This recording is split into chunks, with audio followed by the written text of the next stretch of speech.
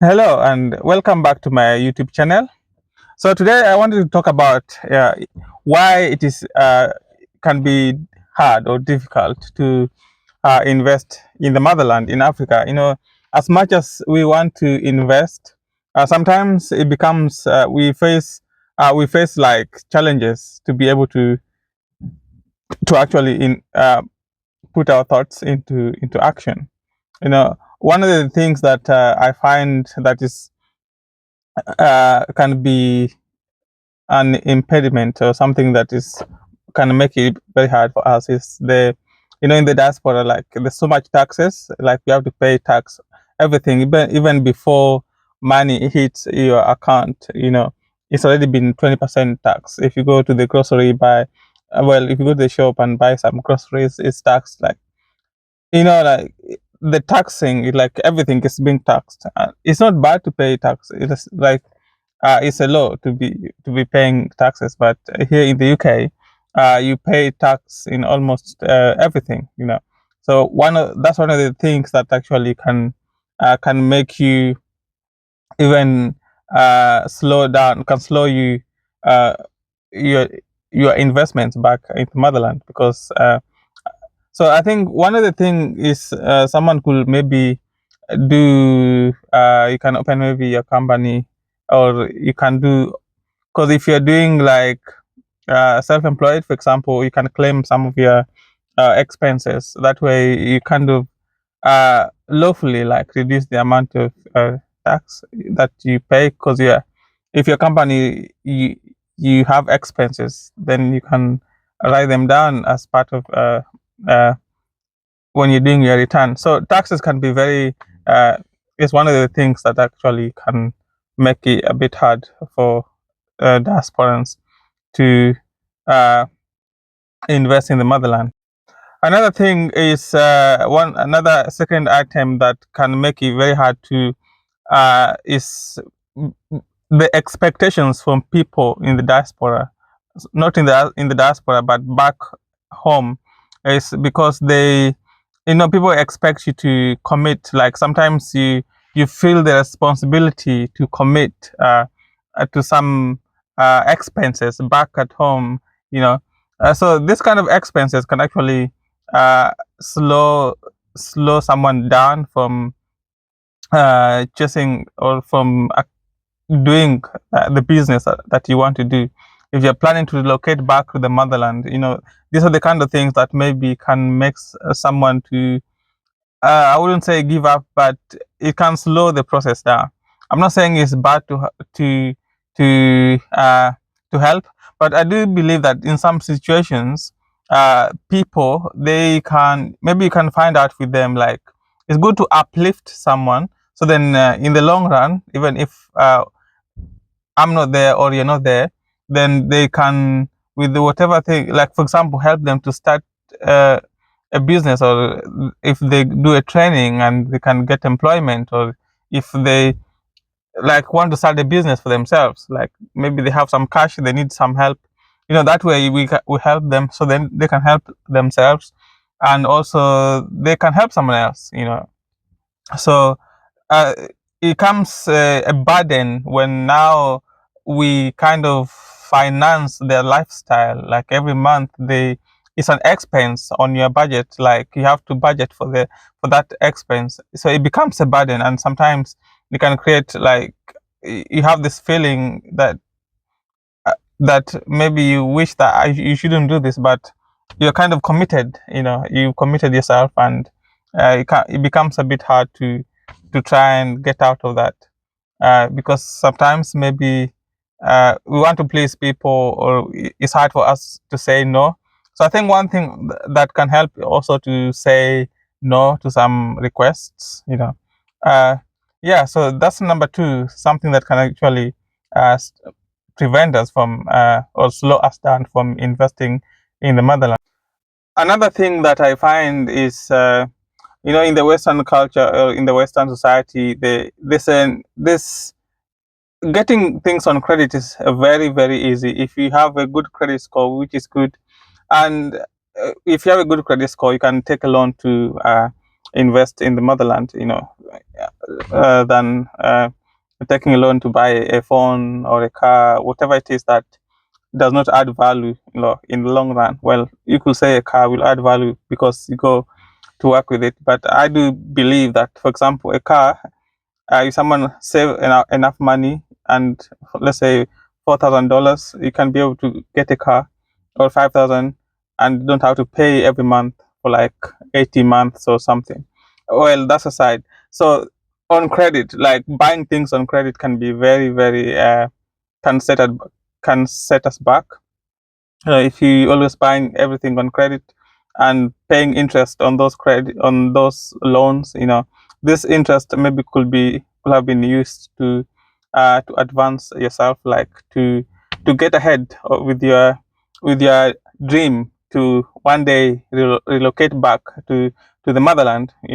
So I do believe that we kind of sometimes set traps for ourselves, because the system is set in a way that we rely on debt to, well, not everyone, but most of the time you find that you go to the dealership to get a car, then uh, you just pay a deposit and you can have the money. You can have the car and pay per month, let's say 500. So these are the kind of things that can set us back, and so many things it's easy to get on credit, so we find ourselves trapped, and it becomes very hard to try and find something or invest in the motherland. Another thing is, like, when we listen to the media, we listen to what they say in the news, and the way they portray Africa as a bad environment for, like, investing. But we do, and if you see, uh, the same people that are painting Africa bad, or they are going, like, whenever you see, like, they go to Africa for holidays and they enjoy themselves, and they even have businesses there, so they want to paint it black. So then we continue to stay here and be slaving all the time and not thinking about our back home.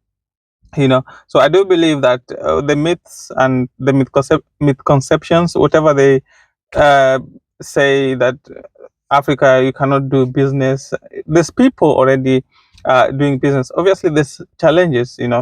Maybe the infrastructure is not, the environment is not conducive for, but people have done it. We just need to find what business that we want to do, and do our research, and I do say, like, if someone is, if you are staying abroad, I think going into real estate can be something that maybe you could look into, because I do believe that it's kind of like a way that is easy. It's a business model that is easy to manage from abroad, because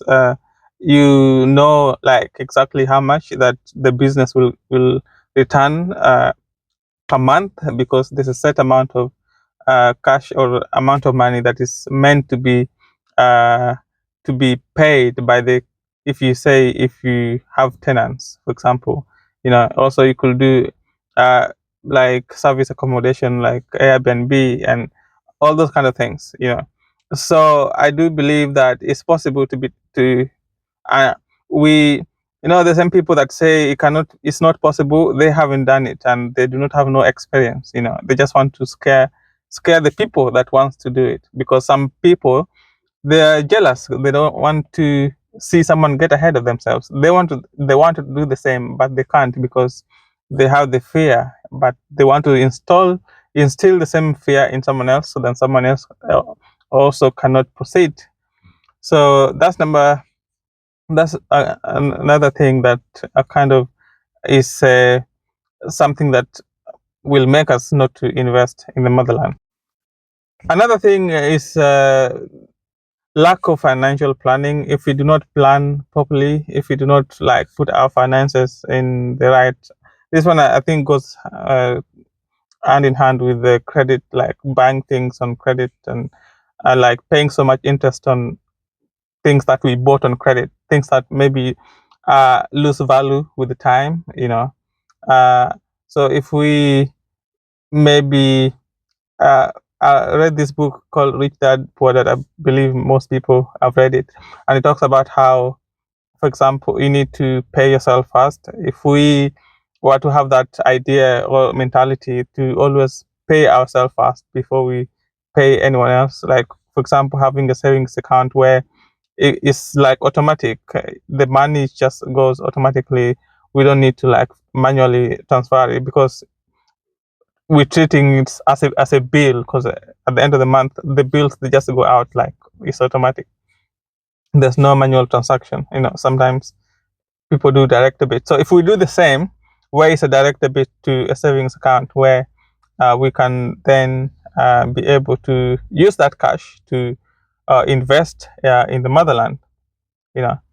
Uh, and one more thing that, for example, I'm from Kenya, and we have this like credit facilities and things called a circle. It's like, uh, for example, if have a bank account, let's say you come from Kenya, you can take a loan and maybe take a loan and use to build your whatever it is that you're building, or whatever business that you are involved in.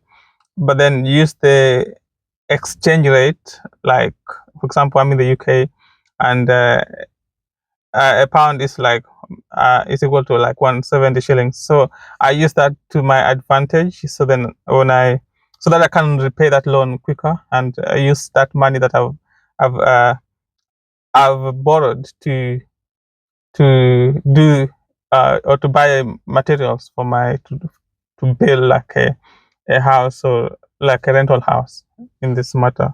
So there's ways that you can actually go.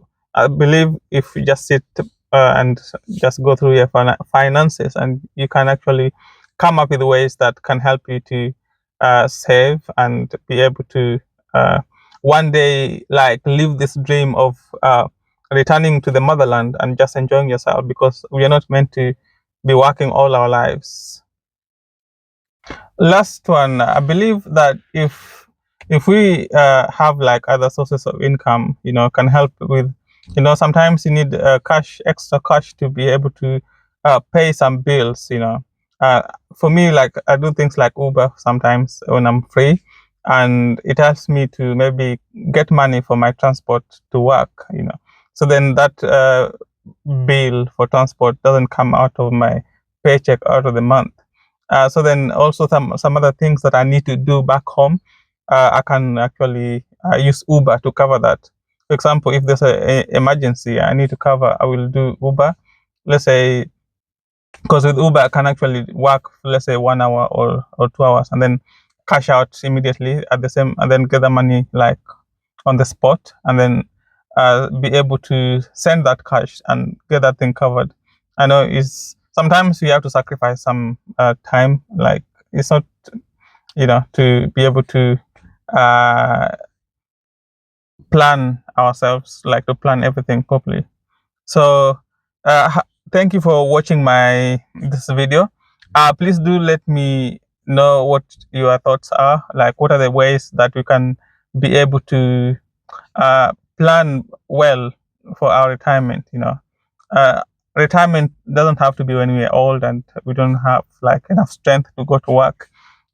Retirement shouldn't be boring where we just sit down because now there's nothing we can do. But I do believe that retirement is you do something that you really want to do and you're not forced to do. And like, we're not just gonna retire young and just sitting down and doing nothing.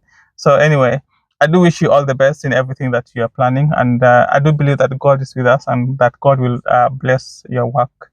I do believe in God, and I pray that all of us, whatever your dreams are, that they will come to pass. God bless.